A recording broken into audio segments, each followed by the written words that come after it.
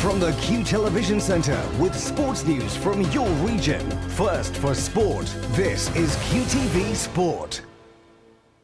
With the Lifestyle Sports Update, I'm James Devlin. GAA and the draw's been made for the first round of the All-Ireland football qualifiers. Derry, Down and Cavan all have home advantage in their games. Derry have been paired with Longford, Down host Leitrim and Cavan are at home to Westmeath.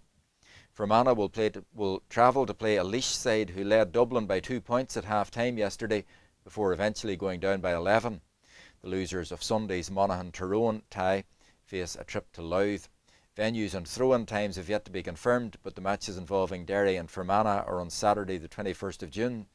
The other Ulster counties will be in action 7 days later. Red Bull's Daniel Ricciardo won an incident-packed Canadian Formula 1 Grand Prix last night. It was the first race of the season not claimed by either of the Mercedes drivers. Lewis Hamilton had to retire because of brake failure, and Nico Rosberg also suffered issues before being overtaken by Ricciardo late in the race. And the snooker player Stephen Lee's been fined more than £1,800 after selling his cue online and then not sending it off. The 39-year-old from Wiltshire admitted fraud by false representation before magistrates in Swindon. He'd offered to sell the cue to a man in Hong Kong for £1,600. The money was put into Lee's wife's bank account, but Lee not only kept the cue but continued to play with it.